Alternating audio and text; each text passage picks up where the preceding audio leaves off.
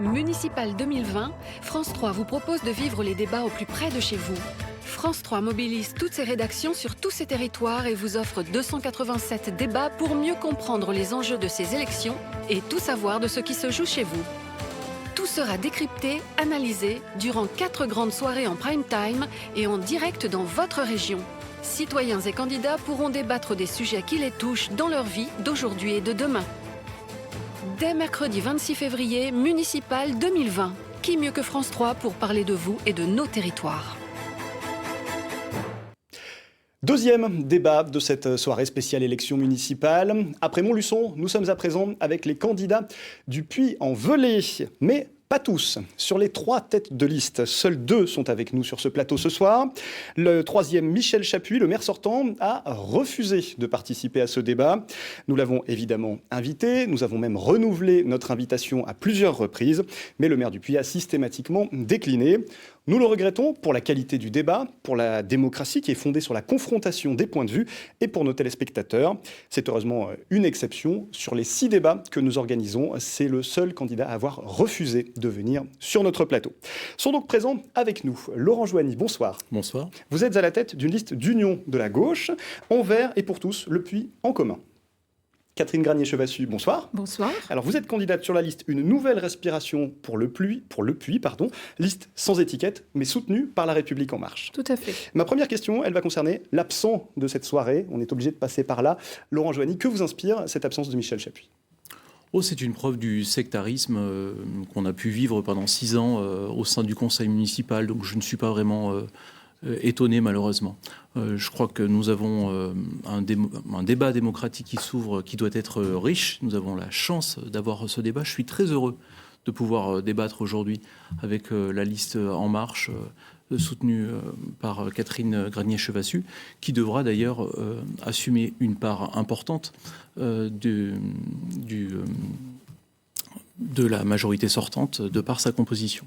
Catherine Granier-Chevassus, vous auriez préféré débattre avec Michel Chappuis ce soir ? Bien évidemment, la présence de Michel Chappuis était absolument nécessaire. Nous avons un débat pour les municipales, un débat qui doit être démocratique. C'est un manque de courage politique, c'est un manque de courage démocratique. Et puis, on est à 2 semaines des élections et nous n'avons absolument entendu aucune proposition du projet de Michel Chappuis pour le Puy. Il était grand temps de venir ici, de le présenter. Et moi, je vous remercie, mais vraiment, de nous avoir proposé ce débat pour nous donner une audience et nous permettre de présenter notre projet. Alors justement, vos projets, c'est de ça dont on va parler. On va arrêter de parler de Michel Chappuis. On va d'abord présenter cette commune du Puy-en-Velay pour ceux qui ne la connaissent pas. Le Puy-en-Velay, tout ce qu'il faut savoir en moins d'1 minute, c'est maintenant.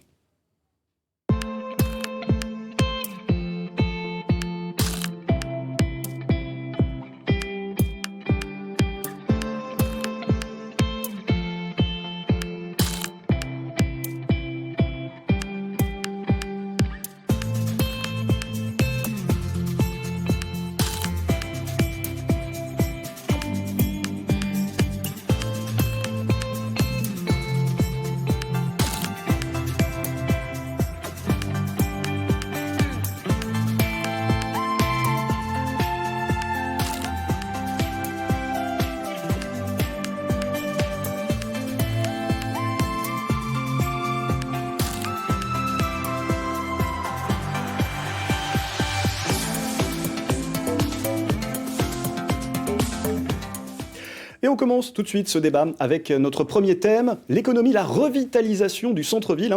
Ce sont des termes qui reviennent dans presque tous les programmes. Revitalisation, redynamisation. J'aimerais qu'on détaille avec vous un petit peu ce qu'il y a derrière ces mots. Qu'est-ce que ça veut dire, redynamiser le centre-ville? Dites-moi.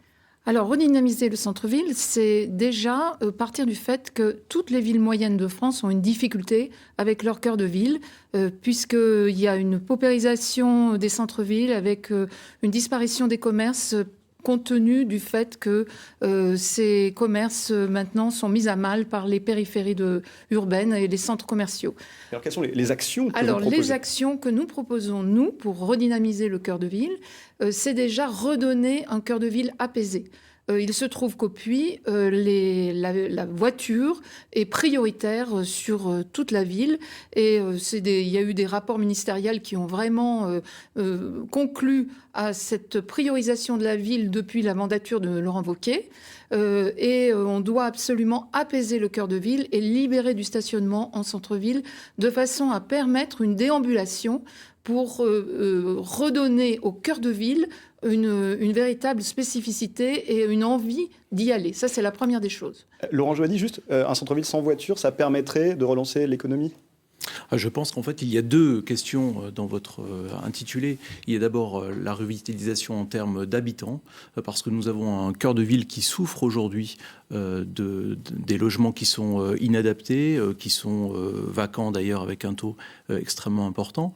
Et puis par ailleurs, l'aspect commerçant. Nous considérons que la majorité en place a effectivement n'a pas saisi à un moment donné la possibilité de faire revivre ce centre-ville, notamment à travers la piétonisation qui doit s'inscrire dans un schéma beaucoup plus large de plan de déplacement urbain au sein de la ville. Alors, en matière de piétonisation, il y a deux écoles. Ceux qui pensent que le commerce en bénéficie et ceux qui pensent que le commerce en pâtit. De quelle école faites-vous partie ? Alors là, je ne vais pas parler d'école, puisque là, c'est vraiment un positionnement qui est quand même très local.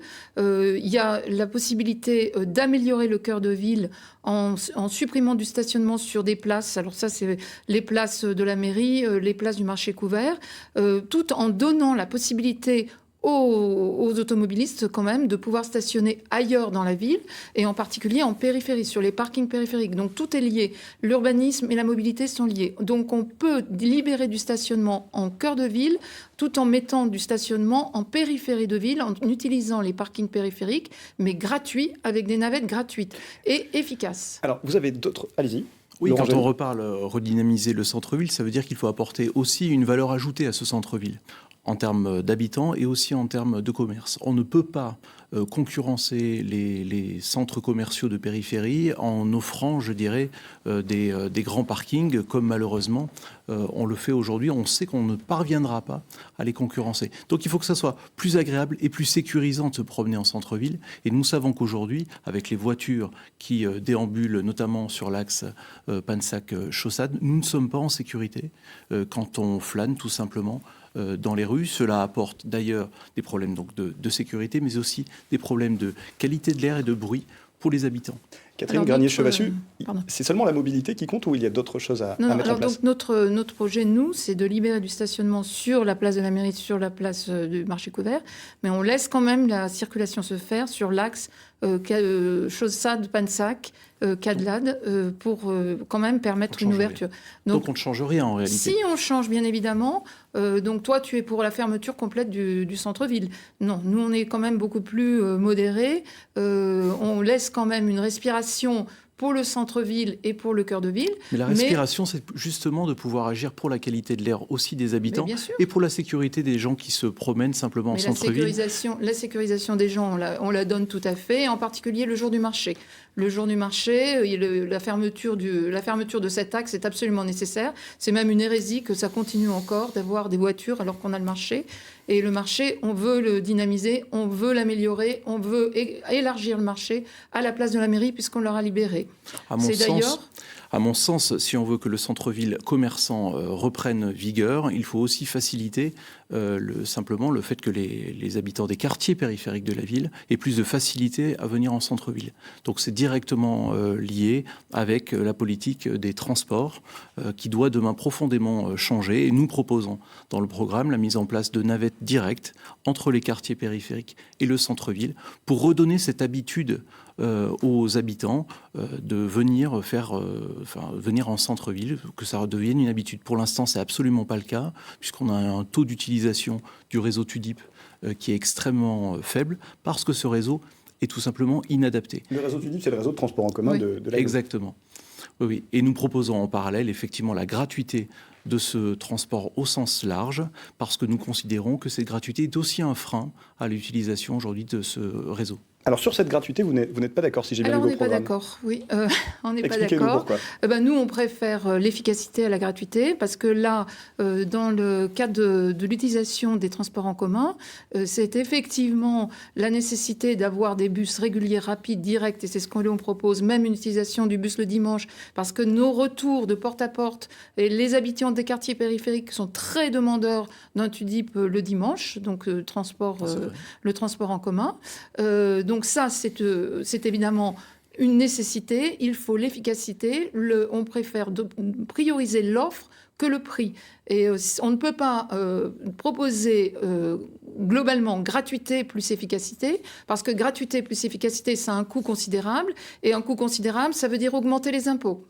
Donc, je suppose que tu imagines que les finances vont pouvoir suivre sur la gratuité et l'efficacité. Il faut savoir de quoi on parle. En fait, actuellement, toute la billettique représente seulement 11% du budget global de fonctionnement du réseau TUDIP. Donc les utilisateurs du réseau ne fournissent que 11% des recettes, c'est ça que vous dites ? Exactement.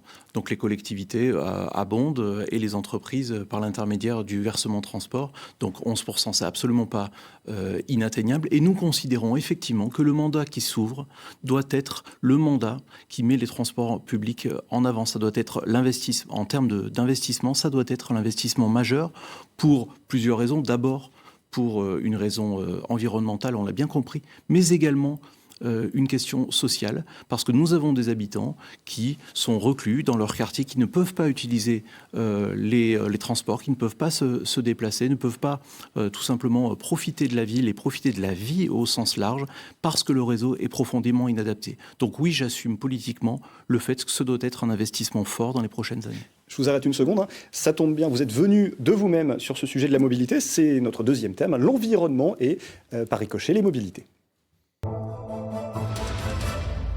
Alors, on continue sur cette gratuité des transports en commun. J'ai l'impression que ça vous... Alors oui, c'est un axe très fort et je partage le fait que la mobilité sur le Puy est absolument nécessaire. Il faut qu'on ait une mobilité douce, il faut qu'on utilise les transports en commun. Et comme l'a montré une étude du Monde très récente qui date du mois de février, l'offre est plus importante que le prix. Et je répète et je martèle, il y a eu des expériences de gratuité qui ont été faites dans d'autres villes de France et ces expériences de gratuité n'ont pas fonctionné. Non, je suis absolument désolée, c'est je veux pas couper la parole. Donc. C'est une étude qui est très récente et qui a montré que même des villes comme Niort ou Châteauroux ont été justement maintenant reviennent en arrière. Et la gratuité, ça marche la première année parce que il y a un effet feu de paille. Mais après, si l'efficacité n'y est pas derrière, de toute façon, les usagers n'utiliseront pas. C'est bien pour ça qu'il faut conduire les deux de front et qu'il y a à la fois l'efficacité et solidaire. D'accord. Laurent Joannet, on vous laisse un temps pour répondre. Oui, tout simplement, tu cites un certain nombre de villes, tu aurais pu en citer d'autres, où effectivement l'expérience fonctionne très bien, notamment en termes de revitalisation du centre-ville. Enfin, je crois que l'axe majeur, c'est demain de faire rentrer le TUDIP, si je peux me permettre, faire rentrer le TUDIP dans la conscience de tous les habitants, que ce soit un réseau simple à utiliser. Et pour cela, nous pensons que la gratuité est effectivement un créneau extrêmement important. Alors on va les écouter, ces habitants, puisqu'une de nos équipes est allée leur demander ce qu'ils souhaitaient en termes de mobilité, mais aussi de culture. On écoute tout de suite et on revient à ce débat juste après. Si on doit parler du tourisme pendant la saison d'été, la ville est assez attractive, ce qui serait peut-être une idée aussi à travailler, notamment l'hiver, pour attirer davantage plus de gens. Il manque peut-être une petite salle plus rock, plus tournée vers un public plus jeune, quoi. Nous avons des fêtes tout au long de l'été, et puis le roi de l'oiseau, je trouve que c'est bien sympathique. Je trouve que c'est très bien. Je pense que c'est pas mal. Après, bon, on peut faire mieux. Beaucoup mieux. Toujours. Même en piste cyclable. Hein. En piste cyclable, ouais, je pense que y a matière. On pourrait faire beaucoup mieux, peut-être. Pour moi, oui, il y a trop de voitures dans le centre-ville. Après, je sais pas quelles sont les solutions, mais il faudrait réduire le nombre de voitures, le passage dans l'axe, et puis développer les pistes cyclables. Il n'y en a pas assez, ça c'est sûr et certain. Nous, on habite en plein centre et on en a besoin de la voiture en Haute-Loire. On ne peut pas non plus faire tous les déplacements à vélo. Je suis arrivée au Puy il y a 12 ans. Sur ma fenêtre, je voyais des mésanges. Je n'en vois plus du tout.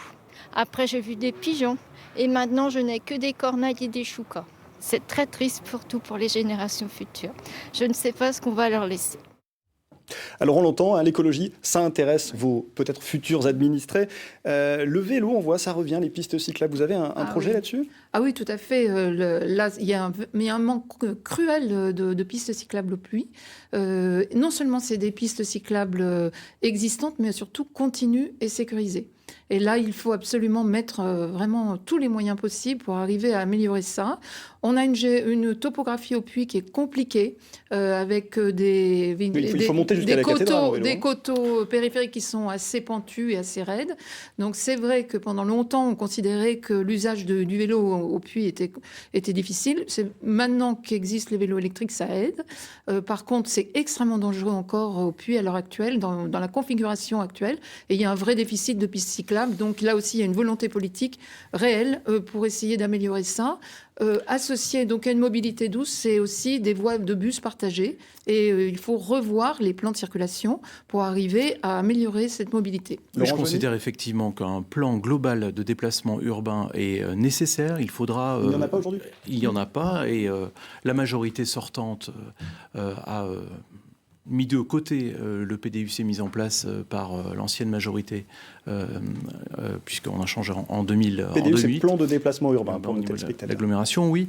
Donc il faudra remettre tout ça à plat, mais il faut aussi parler des cheminements piétonniers. Les cheminements cyclables, les cheminements piétonniers sont extrêmement importants. On voit aujourd'hui que la voiture est prioritaire partout sur la ville.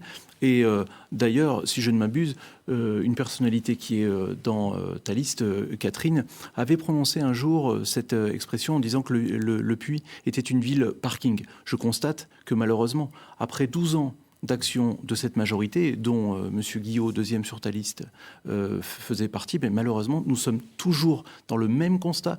Pire encore, le nombre de stationnements n'a cessé d'augmenter, sans rien résoudre par ailleurs. Je voudrais qu'on parle d'environnement au-delà de la mobilité. L'environnement, il est dans vos deux programmes. Quand je vous lis, plus de produits locaux et bio dans les cuisines collectives, c'est sur vos deux programmes.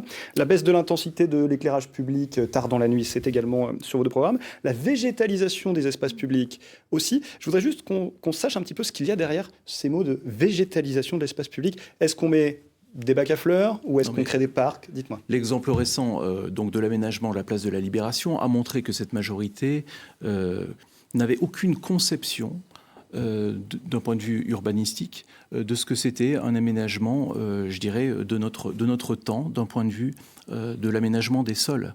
Nous sommes quand même dans une ville qui s'amuse à répandre du goudron de manière complètement démesurée, sans avoir en tête qu'il faut aller vers une perméabilisation des sols beaucoup plus importante, puisqu'on a des phénomènes de canicule qui vont venir et qui sont déjà des problématiques extrêmement fortes pour les habitants. Sur cette même place, rien n'a été fait concernant les déplacements doux dont on parlait tout à l'heure, et c'est un sujet extrêmement important. Même chose pour l'alimentation. L'alimentation, il ne suffit pas d'apporter de l'alimentation bio qui viendrait d'ailleurs. Il s'agit de développer effectivement la politique de maraîchage au niveau du Puy-en-Velay, c'est même au-delà, à mon sens, au niveau de l'agglomération, tout simplement parce que nous avons un territoire fort d'un point de vue de l'agriculture et qu'aujourd'hui nous sommes particulièrement dépendants des transports avec, extérieurs. Catherine Granier-Chevassus, puisque ces circuits courts et bio, c'est aussi dans son programme.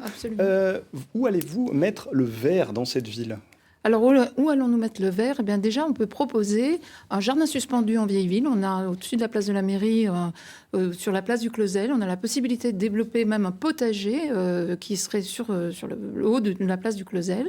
On peut trouver, par exemple, il y a une friche qui s'appelle l'îlot Jean Solvin, faire un écoquartier avec un espace de respiration végétale à cet endroit-là, d'autant qu'il s'agit d'un boulevard extrêmement minéral, parce que le Puy a été construit au XXe siècle avec des boulevards qui sont complètement minéralisés, sans aucun arbre planté. Les seuls arbres que nous avons sont au jardin Henri Vinet et sur la place du Breuil, en sachant qu'en plus ces arbres sont malades et que ces arbres devront certainement avoir aussi besoin d'être traités, voire replantés, et que malheureusement, pour vous donner une idée, idée de ce qui s'est passé cet hiver et qui est complètement aberrant.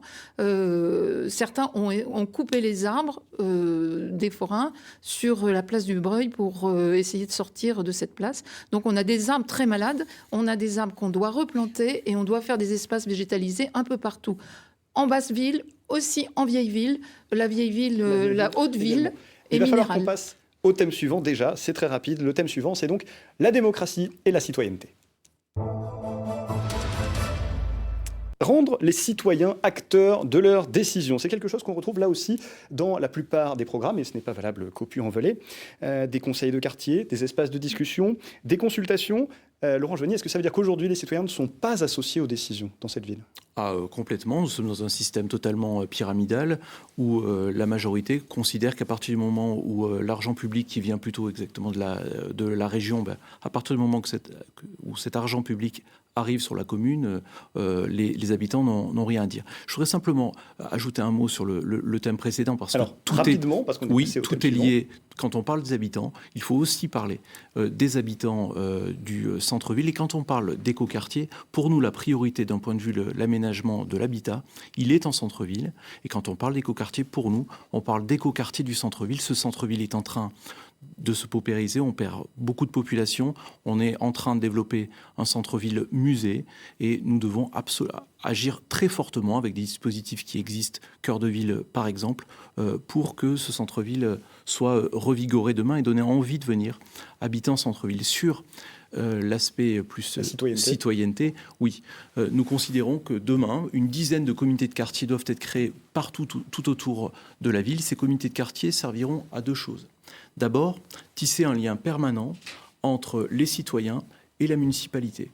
Nous ne demandons pas demain à ce que les citoyens votent pour nous et on se donne rendez-vous dans 6 ans. Nous considérons que sur toute la mandature, ce lien doit pouvoir se créer dans ces comités de quartier avec un mélange entre des citoyens tirés au sort et qui donneraient leur accord, et des associations, parce que nous avons un réseau associatif extrêmement fort, et donc ce lien doit être permanent. Et deuxième chose, une fois par an, si je peux me permettre, je termine sur l'investissement, une fois par an, chaque comité de quartier pourra proposer un investissement financé par la municipalité. Catherine Granier-Chevassus, comment ça va se passer pour vous, cette participation citoyenne ? Alors, pareil, des conseils de quartier, évidemment, mais aussi nous mettrons en place un conseil municipal des associations, parce que les associations sont effectivement un tissu extrêmement vivant et très fort au Puy, et que pour avoir été moi-même présidente d'association pendant 20 ans, j'ai pu voir et constater à quel point on était éloigné des projets municipaux et que ça doit absolument changer.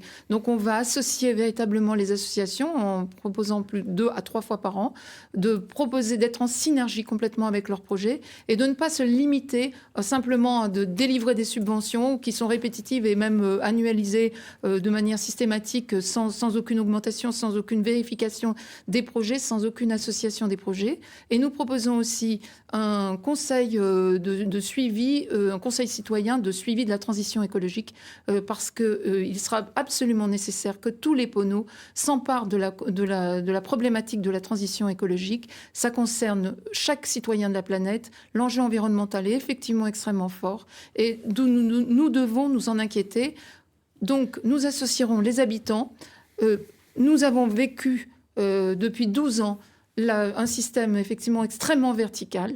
Même nous, en tant qu'élus minoritaires au sein du conseil municipal, nous n'avons été associés à aucune délibération, à aucun projet. Nous avons découvert ces projets dans la presse. Il est temps de changer, il est temps de respirer démocratiquement. Le problème, c'est que ce système a été cautionné par un certain nombre d'élus, de la majorité hier et aujourd'hui qui se retrouvent dans ta liste. Et on pourrait parler de la même chose concernant l'écologie. On parlait tout à l'heure de l'implication des citoyens. Les citoyens doivent être impliqués dans une politique globale de réduction des déchets, par exemple. Et on voit aujourd'hui qu'il y a une grosse problématique sur les déchets en général. Et la deuxième personne qui est sur ta liste, Catherine, a fait financer sur fonds publics 43 000 euros de fonds publics en octobre 2016, si je ne m'abuse, une étude pour mettre fin au tri sélectif. Donc, c'est cette majorité qui, pendant 12 ans, n'a fait que de l'affichage d'un point de vue de l'écologie qu'il faut effectivement renverser demain pour qu'en acte, on voit sur le terrain des décisions courageuse d'un point de vue environnemental. Ça appelle quand même une réponse. Oui, alors ça appelle une réponse. Là, concernant le tri des déchets, pour le coup, c'est absolument faux. Et la ville du Puy, enfin l'agglomération du Puy, est considérée comme une des premières villes de France sur le tri des déchets. Malheureusement, le document que j'ai là c'est une attaque, personnelle sur un élu. Ah non, c'est absolument pas. Je pense que cet élu assume complètement cette étude. C'est absolument pas le problème. De venir sur ma liste et qui a laissé justement le bilan Wauquiez parce qu'il n'en était pas content et qui considérait que justement, puisque tu parlais de la place de la Libération, ça a été un échec considérable et il est venu pour ça et il est venu pour montrer que la transition écologique était sa priorité. Notre thème et qu'on ne soit pas sur les questions de personnes tout au long de ce débat, d'autant plus que le temps nous est compté. Ce dernier thème dont j'aimerais qu'on parle, c'est la santé. L'accès aux soins pour tous, c'est sur vos programmes, c'est sur votre programme, Catherine Granier-Chevassus. Aidez tous les poneaux à trouver un médecin traitant, notamment. Où allez-vous chercher ces médecins ? Alors écoutez, d'abord, je suis médecin.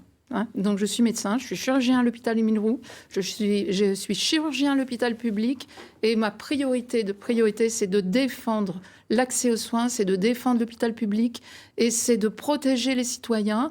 Dans ma liste, nous avons 9 professionnels de santé. Ces professionnels de santé qui ont eu tous des engagements extérieurs, en particulier associatifs forts, sont là pour justement proposer à la population un accompagnement. Alors comment on fait pour que les poneaux aient des médecins ? Alors c'est simple. Il y a maintenant une communauté professionnelle de territoire de santé qui s'est mise en place. C'est avec cette communauté professionnelle de santé de territoire que je connais parfaitement que nous irons aider les habitants qui manquent de médecins traitants. Au Puy, comme partout en France, il y a un gros souci, puisque moi, je suis au cœur de la santé. Tous les jours, je vois des malades qui me disent qu'ils ont besoin d'un médecin traitant. Il y a 10% de la population sans médecin traitant. Donc, nous les accompagnerons et je saurai trouver les professionnels de santé qui pourront les prendre en charge. Ça va devenir de toute façon une obligation. Laurent Joanny, comment on fait pour attirer des médecins au Puy-en-Velay ? D'abord, on ne peut pas dire, Catherine, et tu connais très bien la question, on ne peut pas dire, comme tu viens de le faire, que c'est simple de trouver de nouveaux médecins traitants. Peux le faire.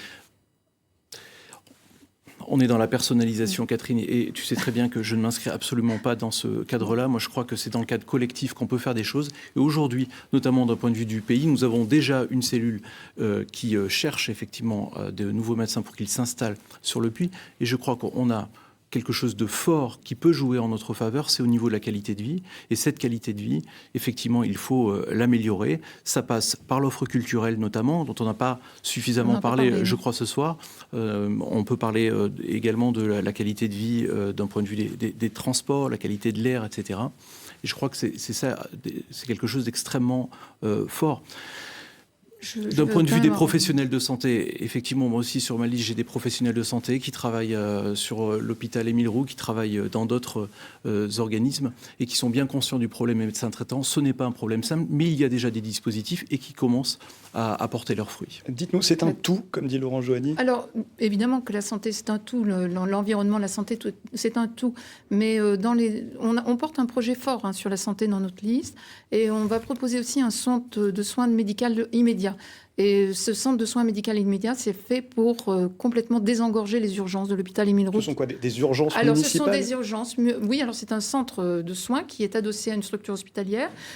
C'est un des centres qui accueille les petites urgences de façon à permettre aux habitants, entre 8h et 20h dans la journée, de pouvoir avoir accès à un médecin en urgence pour des urgences bénignes. Il nous reste quelques dizaines de secondes et Laurent Joanny, vous avez un tout petit peu de retard sur ce plan santé. Nous considérons effectivement que si nous ne parvenons pas, parce que c'est difficile d'attirer de nouveaux médecins traitants, si nous ne parvenons pas à en attirer, eh bien nous devrons aller, il faudra l'assumer, vers des médecins salariés par la communauté d'agglomération. Mais tu les trouveras comment tes médecins ? Si tu ne les as pas trouvés en libéral, tu les trouveras pas en salarié ? Ah ben non, parce que je ne sais pas à toi que je vais t'apprendre qu'être libéral et salarié, c'est complètement différent, que l'offre n'est absolument pas la même, que ça n'attire pas exactement la même population, effectivement. Et c'est là-dessus que nous allons déjà terminer ce débat. Merci à vous d'être venus débattre sur ce plateau. On vous rappelle l'existence d'une troisième liste qui n'a pas souhaité se déplacer sur ce plateau, la liste Unis pour le Puy de Michel Chappuis. C'est C'est déjà la fin de cette soirée de débat en Auvergne. On remet ça mercredi prochain avec Aurillac et Moulins et le mercredi suivant pour Clermont-Ferrand et Thiers. Merci aux équipes techniques de France 3 pour l'organisation technique de ces débats. Le premier tour des élections, je vous le rappelle, c'est le 15 mars. En espérant vous avoir aidé à y voir plus clair, passez une bonne soirée sur France 3.